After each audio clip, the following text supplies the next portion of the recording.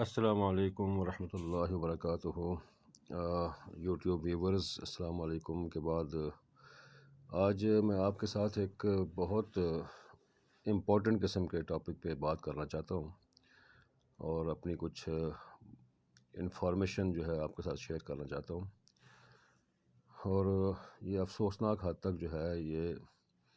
پریشان کن معلومات ہیں ان لوگوں کے لیے جو ترکی جانا چاہتے ہیں بزنس کے لیے یا وہاں رہائش کے لیے یا وہاں پر وزٹ کے لیے، ایون کہ ایجوکیشن کے لیے، کسی بھی پرپس کے لیے جانا چاہتے ہیں، ان کے لیے کوئی اچھی انفارمیشن نہیں ہے۔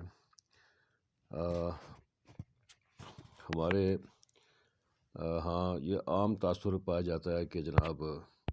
پاکستان اور ترکی جو ہیں وہ بہت اچھے دوست ہیں اور بڑے ان کے تعلقات مثالی قسم کے ہیں، تو جبکہ حقیقت جو ہے وہ بہت تلخ ہے۔ اور پاک ترک دوستی جو ہے اس کی حقیقت ایک سراب سے زیادہ، سراب ہوتا ہے نا، وہ ریگستان میں نظر آتا ہے کہ جیسے پانی نظر آ رہا ہے سامنے، لیکن وہ ہوتا سراب ہے، دھوکہ ہوتا ہے۔ تو یہ دوستی جو ہے وہ ایک سراب سے زیادہ، اس کی کوئی حقیقت نہیں ہے۔ ہم پاکستانیوں نے وہ ارطغرل ڈرامہ کا دیکھ لیا، بس وہ ڈرامہ دیکھ کر پوری پاکستانی قوم اس غلط فہمی کا شکار ہے کہ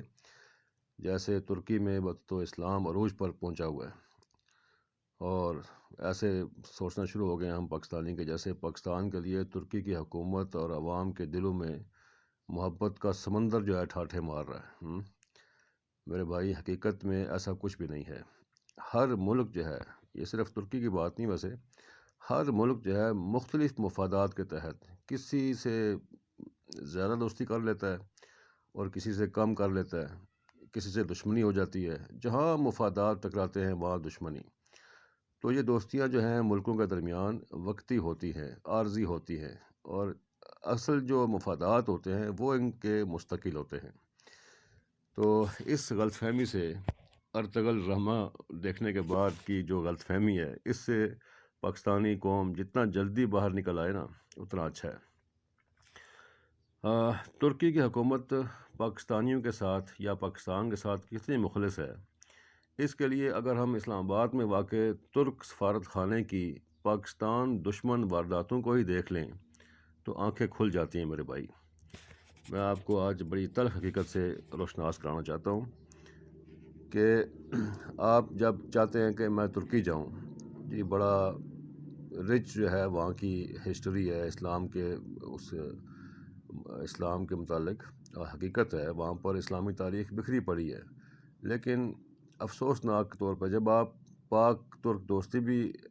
کا راگ بھی الاپ رہے ہوتے ہیں، اور پھر آپ اس دوستی کی بنیاد پر اور اس تاریخ کی بنیاد پر جمع بکھری ہوئی ہے وہاں پر جانا چاہتے ہیں وزٹ کے لیے، تو آپ کو ترک امبیسی باہیں پھیلائے کھڑی دکھائی نہیں دیتی کہ آپ کے راستے میں کھڑی ہو پھولوں کے ہار لے کر۔ نو، آپ کو جناب 15-20 قسم کے جو ہیں وہ ریکوائرمنٹس ان کی پوری کرنی ہوتی ہیں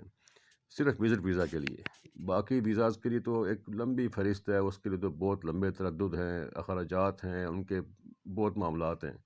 لیکن آپ وزٹ کے لیے جانا چاہتے ہیں، وزٹ کے لیے کہ ہم ترکی جا رہے ہیں جی، وہاں پر جا کر اپنی تاریخ کو ہم دیکھیں گے، ان کی ثقافت کو دیکھیں گے، ان کے رہن سہن، ان کے کھانے پینے، ان کے شہر، ان کے معاملات۔ آپ جا رہے ہیں وزٹ کرنے، اور آپ نے وہاں پر جا کے خرچے کرنے ہیں، ان کے زر مبادلہ میں اضافہ کرنا ہے، ان کو فائدہ پہنچانا ہے۔ یعنی آپ اپنے 5-6 لاکھ روپے خرچ کر کے، 2-3 لاکھ روپے خرچ کر کے، 4-5 اپنے استطاعت کے مطابق جاتے ہیں، تو وہاں پر چاہیے تو یہ تھا کہ اس پاک ترک دوستی کو حقیقی شکل دینے کے لیے آپ کو آن لائن ویزا کی سہولت ملتی، پاکستانیوں کو جو ہے وہ بہت شارٹ کسی قسم کے ڈاکومنٹس مانگ کر ان کو ویزا جو ہے جاری کیا جاتا، لیکن بدقسمتی سے اس کے برعکس ہو رہا ہے۔ اور 15-20 قسم کے ریکوائرمنٹس کیا ہیں جناب؟ آپ کا فریش پاسپورٹ جو ہے وہ اوریجنل وہ ساتھ جائے گا، پھر اس کی کاپیز ساتھ جائیں گی، پھر جتنے بھی آپ نے پہلے وزٹ کیے ہیں ممالک کے، ان تمام ممالک کے جو ہیں وہ جو اسٹیمپ لگی ہوئی ہے آپ کے پاسپورٹوں پر، جو سابقہ پاسپورٹ ہیں، ان سب کی کاپیز بھی ساتھ آپ نے لگانی ہے جناب۔ پھر آئی ڈی کارڈ کی کاپی لگانی ہے، پھر آپ نے ہیلتھ جو ٹریولنگ انشورنس ہے وہ آپ نے ساتھ لگانی ہے، ہوٹل کی بکنگ کا آپ نے ساتھ لگانا ہے، فلائٹ بکنگ کا آپ نے ساتھ لگانا ہے، اور بینک کی جو اسٹیٹمنٹ ہے وہ 3 سے 6 مہینے کی اسٹیٹمنٹ جو ہے وہ آپ نے 5 سے 10 لاکھ کے درمیان ہونی چاہیے، وہ آپ نے بینک اسٹیٹمنٹ ساتھ لگانی ہے۔ پھر پولیو ویکسینیشن سرٹیفکیٹ ہے، پھر کووڈ سرٹیفکیٹ ہے، پھر FRC یعنی فیملی رجسٹریشن سرٹیفکیٹ ہے، MRC میرج کا جو رجسٹریشن سرٹیفکیٹ ہے، پھر ایک کورنگ لیٹر جو ہے وہ آپ نے لکھنا ہے، پھر جناب 2 فوٹو کاپیز جو ہیں وہ 5 بائی 5 سینٹی میٹر کی وائٹ بیک گراؤنڈ کے ساتھ یہ آپ نے جمع کرانی ہے۔ پھر جناب ویزا کا جو اپلیکیشن فارم ہے وہ آپ نے جو ہے وہ فل کر کے وہاں جمع کرانا ہے۔ وہ فارم تو خیر اناطولیہ جو آفس ہوتا ہے وہاں سے آپ کو وہ خود ہی فل کر کے دیتے ہیں، آپ نے وہاں سائن کرنے ہوتے ہیں۔ پھر جناب آپ کو جو ہے نا اگر سیلری پرسن ہے آپ تو آپ کو اپنی تنخواہوں کی 3 مہینے کی تنخواہوں کی سیلری کی جو سلپ ہے وہ آپ نے ساتھ لگانی ہے، اور اپنا جو ہے اپائنٹمنٹ لیٹر جو ہے وہ ساتھ لگانا ہے۔ پھر اگر آپ بزنس کر رہے ہیں تو آپ کو NTN سرٹیفکیٹ، آپ نے بزنس کا جو رجسٹریشن ڈاکومنٹس ہیں اور جو بھی آپ کا جو ہے نا چیمبر آف کامرس میں آپ کی رجسٹریشن ہے یہ ساری آپ نے ساتھ لگانی ہے۔ اور پھر جناب 12,000 روپے ایمبیسی کی فیس ہے، اور 8,000 روپے جو ہے اناطولیہ کی فیس ہے، جو آپ کو جو ہے نا یہ سارا ڈاکومنٹیشن ایمبیسی کے ساتھ کرتے ہیں۔ تو یہ 20,000 تو یہ ہو گئے، اور یہ پرانی فیس ہے۔ ابھی سننے میں آ رہا ہے کہ 5-6 جنوری سے 5-6 جنوری 2023 سے یہ فیسیں جو ہے نا وہ بڑھا رہے ہیں، تقریباً 8 سے 10,000 روپے فیس میں اضافہ کر رہے ہیں ہاں۔ تو اس سب کچھ کے باوجود سب کچھ آپ نے پرووائڈ کر دیا، اپنی ہر چیز ان کو دے دی، اس کے بعد بھی آپ کو وہ جناب علی وہ ویزا ریجیکٹ کر دیتے ہیں، ریفیوزل کی اسٹیمپ لگا کر واپس پہنچا دیتے ہیں۔ آپ چلیں جی یہ آپ کا ریفیوز ہو گیا جی۔ اور یہ آپ ذرا توجہ سے سنیں کہ اس ٹائم 95% ریفیوزل کا ریشو چل رہا ہے پاکستانیوں کے لیے، یعنی 100 درخواستیں جائیں گی تو 95 درخواستیں آپ کی ریجیکٹ ہوں گی، اور صرف 5 درخواستیں آپ کی وہ منظور کر رہے ہیں۔ ٹھیک ہے، یہ پاک ترک دوستی کا زندہ جو ہے نا مثال میں آپ کو بتا رہا ہوں۔ اور اتنی طویل ریکوائرمنٹ پوری کرنے اور اتنی بھاری بھرکم فیسیں جمع کرنے کے بعد ایک بندہ پاکستانی بندہ جب وہ کیس جمع کرواتا ہے تو اس کے باوجود اس کا وزٹ ویزا وہ ریجیکٹ ہو جاتا ہے، اور بس ریفیوزل کے اسٹیمپ لگا کر پاسپورٹ واپس کر دیتے ہیں۔ اور پھر زیادتی کی حد یہ دیکھیں، یہ پاک ترک دوستی کی میں بتا رہا ہوں، زیادتی کی حد یہ ہے کہ ریفیوزل کی مہر لگا کر ساتھ ریفیوز کرنے کی ایک جملے یا ایک لائن میں وجہ نہیں بتاتے، یعنی وہ نہیں بتائیں گے کہ آپ کا کیس کیوں ریفیوز ہوا، یہ ریجیکٹ کیوں ہوا، ایک جملہ یعنی ایک لفظ بھی آپ کو وہ نہیں بتائیں گے کہ آخر یہ ریفیوزل کی وجہ کیا ہے۔ یہ اس سے بڑی زیادتی مجھے آپ بتائیں کہ اتنی 15-20 قسم کی ڈاکومنٹس، اتنے طویل وہ ڈاکومنٹیشن کرے گا اور 20-25 ہزار فیس بھرے گا، تردد کرے گا سب کچھ، اس کے بعد جب اس کا ریفیوز ہوگا تو اس کو ایک جملے میں یہ بھی نہیں بتایا جائے گا، اس کا یہ رائٹ بھی نہیں رکھا ہوا انہوں نے کہ اس کو بتایا جائے جناب کہ آپ کی اس وجہ سے جو ہے وہ ویزا جاری نہیں کیا گیا۔ یہ ہے ترک سفارت خانے کا اپنے پاکستانی بھائیوں کے ساتھ سلوک۔ اور پھر بات صرف یہاں تک ہی نہیں ہے،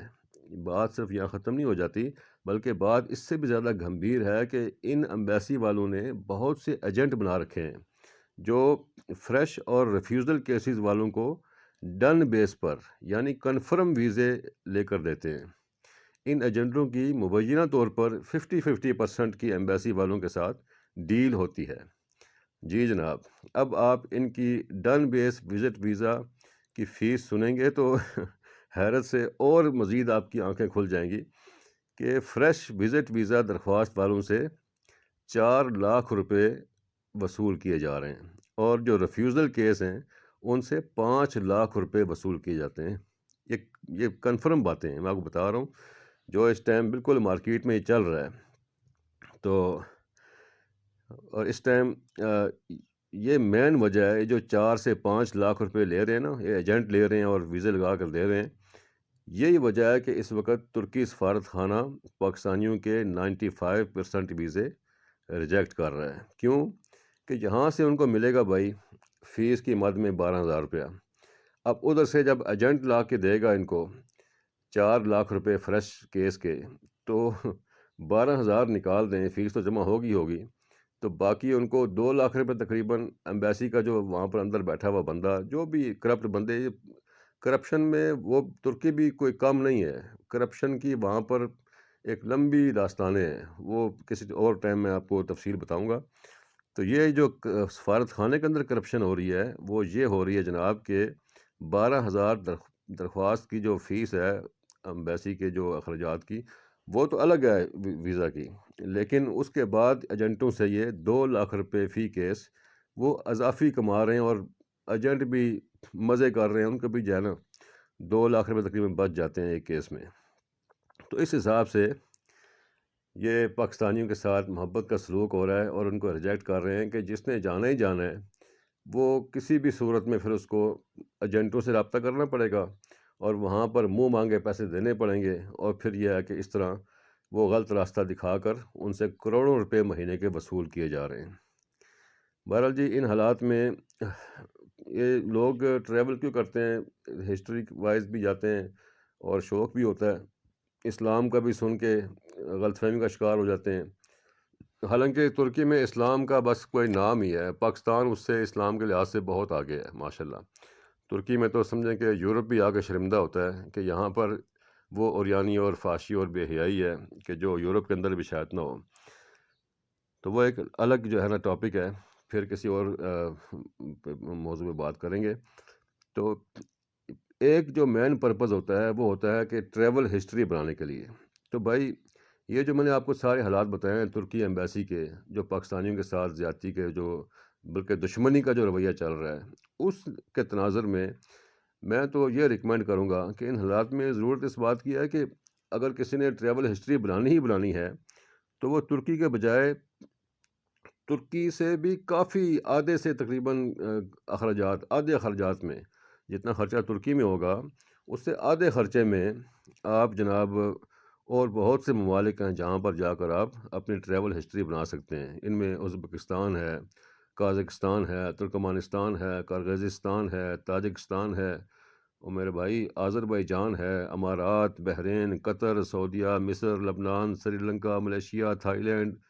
بہت سے ممالک ہیں جہاں پر آپ جائیں اور آپ کی ٹریول ہسٹری بن جائے گی۔ تو